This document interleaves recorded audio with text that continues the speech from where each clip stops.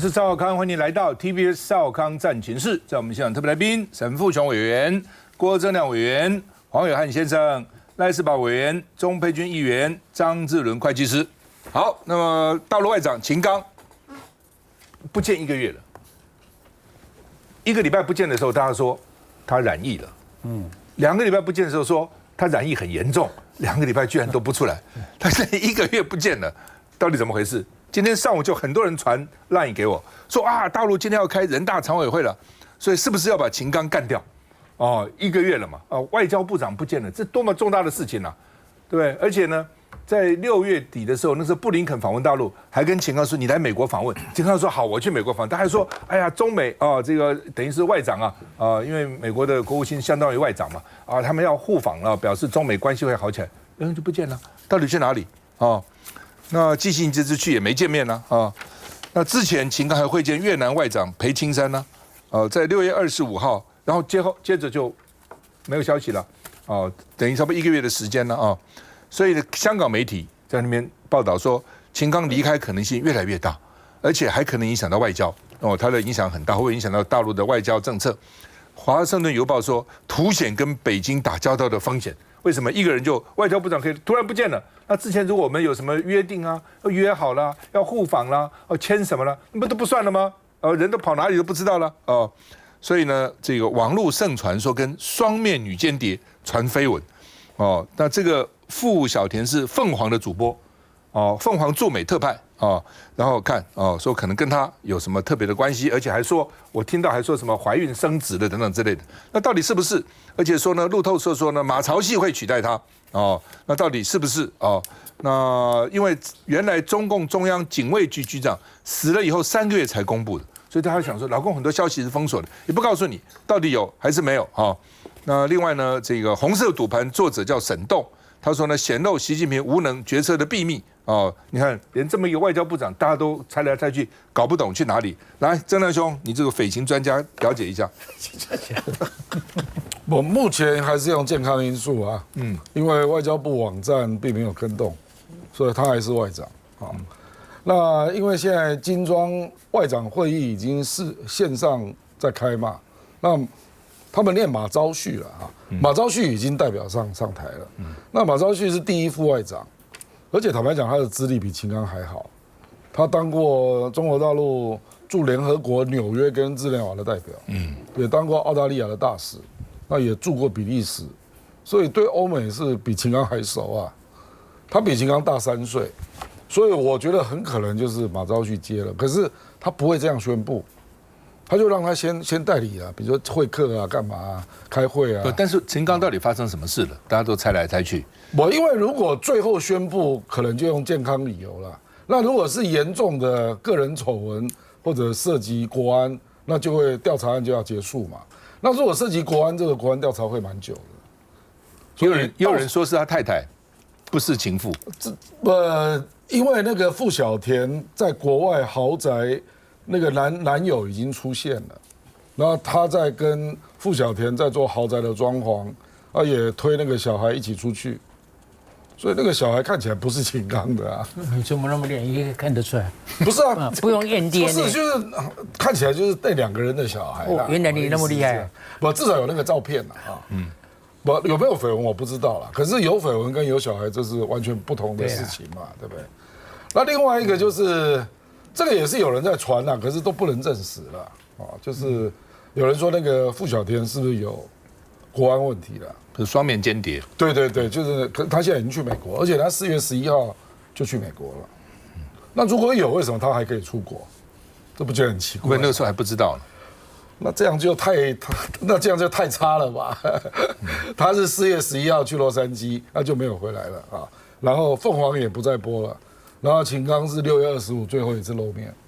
那秦刚的太太呢？到底说他怎样？秦刚太太主要是因为他曾经在比较亲西方的机构上班这个坦白讲是石板明夫说的啦，这个我也不能证实就是他说他是不是有一些观点影响了秦刚，可是我认为这个如果只是观点影响，这个不会构成人事的更动不过现在什么都是传言嘛，因为都没有被证实，不知道怎么回事。我们看一下相关新闻。中国战狼来了。有战狼称号的大陆外长秦刚，3月上任至今才4个多月，却已经神隐了1整个月。尽管北京当局强调外交活动不受影响，中方的外交活动都在正常进行。但一个国家对外门面莫名消失，势必影响外界对北京当局的信任。原定7月底将访问中国的英国外交大臣科维利就决定暂缓行程。彭博社引述2名知情人士说法，指秦刚缺席就是延后主因。但这一句身体原因说法却在大陆外交部记者会的文字记录中完全消失。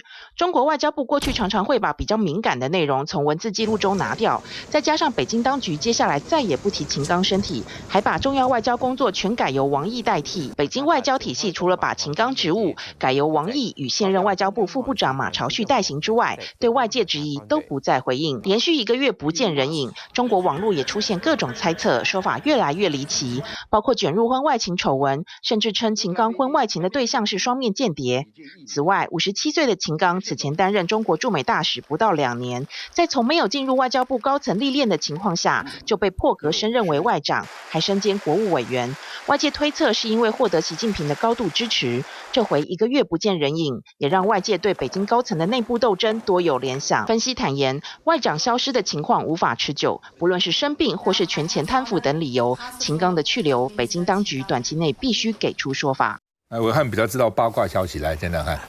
这也只能停在八卦，因为这个事情烧得很大。来，观众朋友，给大家看一下刚刚亮哥所讲的这个凤凰卫视的女主持人，她叫傅小田嘛她的这个网络上的 po 文只停留在4月11，4月11之后，今天7月25了，整整3个多月都没有再 po 文了。这是3月18的 po 文，她对外宣称是未婚，可是她却 po 了一篇爸爸奔赴使命去了。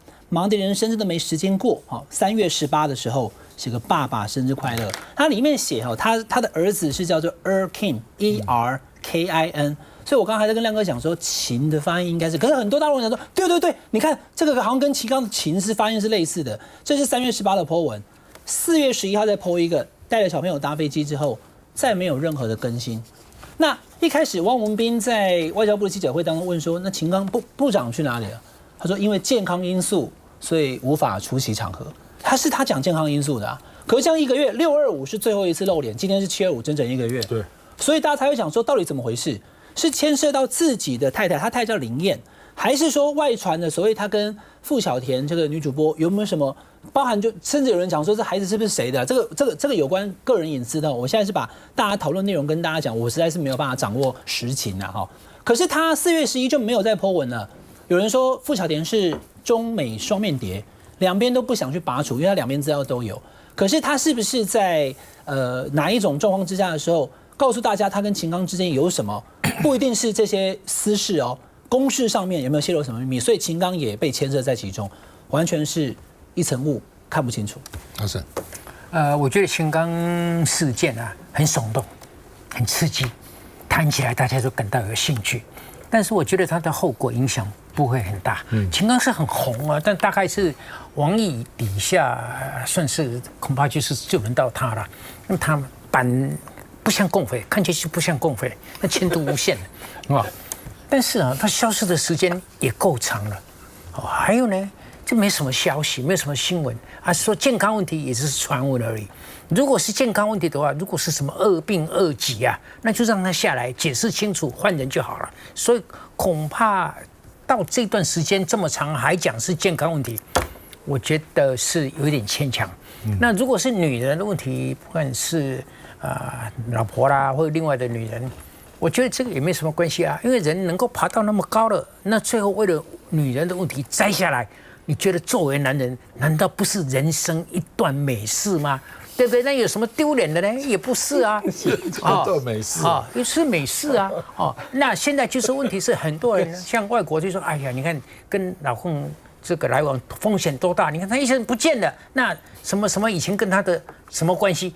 这是给供这个多讲这一套没什么用那我认为有人就是兴风作浪，说是代表习近平的这个用人这个知人善任，彼此之间的关系有问题。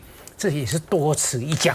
我的结论我的结论，秦刚有事，老共的外交没事；秦刚有事，习近平的统一没有事所以大家热闹兴奋一段以后，就过去了。来问女生，佩君。我觉得从这个像刚刚亮哥讲的，从那个中共外交部的网站看，秦刚的照片跟活动讯息都还在了，但是从6月25号以后就没有更新行程。所以从这个蛛丝马迹来看，不一定是因为人为因素或者是斗争垮台，然后才没办法露面。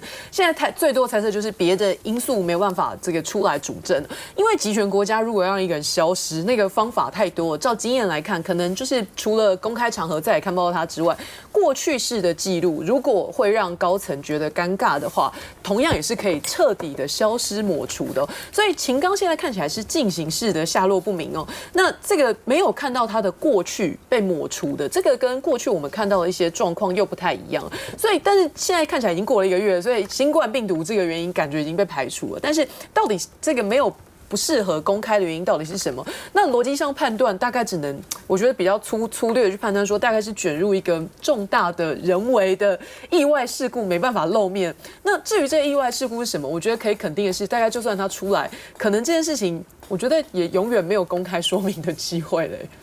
因为这个事情的确呢，大官够大了吧？外交部长、国务员兼外交部长，对不对？又牵涉到什么女性？牵涉到双面谍，牵涉到什么私生子，哇，这东西尤其很难想象，这是你觉得很严重？大陆的大官哦。那在这种情况之下，大陆网友其实都很有兴趣，但是听说大陆也不能讨论这事情，到底怎么回事不清楚。所以老沈，你的人生观觉得，就算我跟你讲，算丑闻呐，尤其是老共这个爱面子的，你说他这个不是丑闻吗？太勉强，是丑闻。但是影响那么大吗？没有，因为这种事情一下子就过了，人非圣贤，孰能无过？对不对？所以你的意思说，如果你是比如说中国大陆的外交部长，发生这样的事情，你也死而无憾，就是。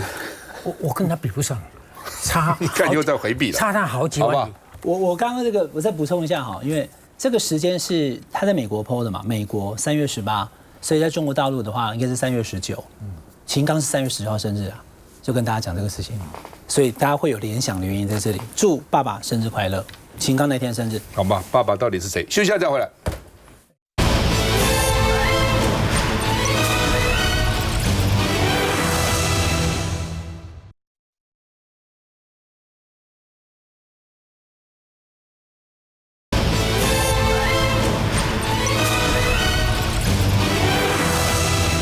好，那么抖音年轻人爱看啊，在疯传一个是美国现在在诱使台海发生战争，因为美国军工复合体，所以后面呢那个利益很大的，他们可以影响美国国会议员，所以美国国会议员就拼命讲说台海很危险，台海很危险，兵推哇很危险，然后呢叫台湾多买武器所以呢这个说是美国在诱使你看各种那这个。在抖音上面各种的疯传影片那内容用引述的方式说呢，台海战争可以换取美国的最大利益，所以美国是后面的引武者那外交部赶快出来澄清，这是大陆认知作战，没有这个事情美国这些大官外交政策后面，国防政后面没有什么引武者，没有，我们也不是引武者我们也不是引武者。陈建仁就说，网络都在疯传这些假讯息。要请数位部评估是不是立法禁止他们不准乱传，乱传抓起来重罚把他给关台那这是一个那到底怎么样？我们看一下，如何诱导台海发生战争，来遏制中国崛起？就是这支抖音疯传影片，指台海战争背后引武者是他。台湾公民的命是美国的公关妙招，迫使中国战争升级，造成人民死亡，符合美国的利益。用引述方式指台海战争能换取美国最大利益，满满的以美论，让我国外交部大动作澄清，并伪称美国想激怒中国发动台海战争，试图为其对台军事威胁建构借口。对于中方指鹿为马、利用社群平台散播谎言的行径，外交部予以强烈谴责。外交部称，这假讯息从2021年开始，每年换汤不换药方式，透过各种网络平台散播，还指台海情势紧张核心问题是因中国威权政府对外扩张的野心和片面改变现状的企图及行径，中方不要做贼喊抓贼，认知作战。而这个抖音账号影片内容几乎都是发表像是民进党经济灾难、酸绿营喊高考费国文等影片。抖音上拥有3400多名粉丝的账号，谁也没想到意外因外交部一篇声明引来更多关注。兄怎么看？我觉得外交部很奇怪哦，怎么跳出来讲这个，好像一副就是美国殖民地的样子啊，皇帝的样子啊？这没有美国出来否认啊？美国有没有做这个事情？美国是不是这样怂恿，希望说台海引起战争，他做这个来后面来一个什么利益？很简单，我就收到很多这样的网络讯息啊，说美国花了大概600亿美金左右拖垮这个俄罗斯，他600亿美金加一加，从前后这样加一加，援助乌克兰，他觉得很划算呢、600亿美金而已，600亿美金就让俄罗斯啊，你看国力大减，所以用同样的模式套在这个台海这里面，我一样让台湾去拖垮这个中国大陆。用这样的模式，大家会想到说，这样的一套模式看起来好像有那么一回事，所以最该出来否认的是美国的政府，美国外交部要出来讲话啊！怎么是我们的外交部出来讲话？一开始出来讲说啊，你这边杀你，那边杀你，这边杀你，那边杀你，我们就变成什么？变成是美国的代言人、美国的发言人，就非常奇怪的一个做法了哈。我们很怕美国生气。好，那么现在在举行航管演习，今天第二天哈，昨天第一天，今天第二天。那这次特别不一样，是在滩岸歼敌，转向国土防卫。以前我们是说制空制海反登陆，老共根本登不了陆，在海里空中我把你干掉了。如果你登陆，我在岸上就把你歼灭，在滩岸上就把你歼灭。那现在不一样了，现在老美说老共可能会登了不如登陆的话，你们要想办法做殊死战要防卫战之前这个 O'Brien 是吧？还说每个人要发一支 AK-47步枪然后呢，苏贞昌跑出来说，最后拿扫把跟你拼命那就是国土防卫，而不是滩岸歼敌所以都想说新增的那个义务役的兵那将来呢都要他们在第一线阻挡老共上岸那另外呢，现在呢也把电脑兵推。把它具象化，不是只在电脑上兵推还真的，比如说陆战队假扮红军要登岸了等等，然后明天上午还要假扮他们把桃园机场都拿去了，然后我们要反攻把桃园机场拿回来所以明天可能会影响1到2个钟头上午的航班所以呢感觉上是真的有这种临场感，有战场感那另外呢说呢，至少现在呢有红蓝军对阵。媒体说是进步，为什么呢？以前根本就假的嘛，现在至少还看得到这个红军上来了至少有对阵，有对峙那《金融时报》是说，台湾因为一直想要避免战争，但是就算要避免战争，会被中国军事施压，就老共的军事一直在进步所以你再怎么样，台湾都会感受到威胁，因为他的军力这个往上走嘛来，这个志伦怎么看？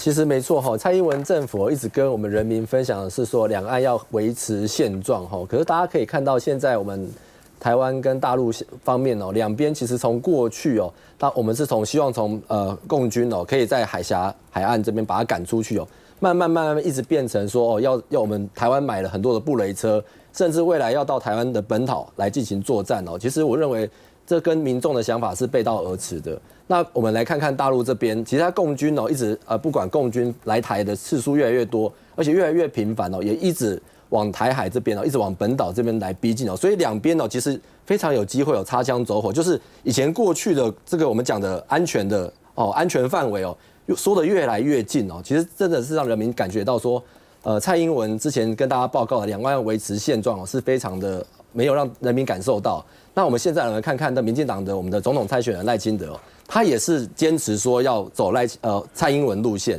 可是他在讲一讲的时候，其实他内心的那种台独的务实工作者的那个心理那个常常就会不小心爆发出来。所以大家还记不记得他当时想说，不好意思，我可能想我的最大的梦想就进入白宫，所以他把他的那个台独的想法就爆发出来的时候，其实现在这样子的情形，两岸其实越来越危险的情形其实大家是非常不乐见的情况。郑亮兄怎么看？这个是第一次演习，说他登陆，然后再滩头决战嘛。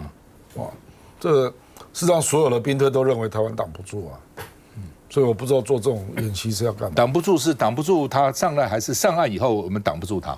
都挡不住，所以才会演练这个为匪张母，不然干嘛演练城镇战？城镇战就是滩头之后的再进一步了嘛。如果是你是立法委员的话，苏贞昌就要骂你。不是嘛？他演习各种项目我可以接受了，他要演练城镇战我也没意见啊，对不对？但是你认为这个沈大老师反对了，陈大佬认为说上了滩头就要投降的时候，不能够再打城镇战。你也讲得太直接，害我给人家骂。我讲的没有那么粗。好，你讲的婉转一点啊。不是，你像两岸对峙、武力对峙已经好几十年了，为什么我们的战略啊、战术一天到晚都在改？是老共越来越厉害呢，还是老美越来越不行呢？还是我们被赋予的任务越来越多呢？这讲清楚，给老百姓一个交代嘛。你说原先是要置他们、杀他们于海峡上面，现在变成滩头决战。现在滩头也不要变成国土，那要到东岸去了，那我们就搬家到夏威夷好了。我觉得不能就这样讲，因为这次你看大选。赖清德的讲法说这是一个战争与和平的选择。那我赖清德不这样讲，侯友宜讲专制的选择。专制，赖清德不敢讲战争与和平，那就完了。我讲民主与专制跟和平与战争一样，道理是一样。你看我们的防守线越来越后退，越来越后退，不表示战争越来越接近吗？战争都从前院带到客厅，客厅带到卧房了嘛？那不是越来越接近吗？那这些军事老共的力量越来越接近的话，不是把专制的体制带进来了吗？这个是在民进党统治之下进行的，所以这个赖清德给大家讲了，这是民主跟专制的选择哪边和平你来选完，这个是不打自招，就打了自己打了一个大耳光嘛。我补充一下，沈大，因为我们以前兵推要么是海面作战。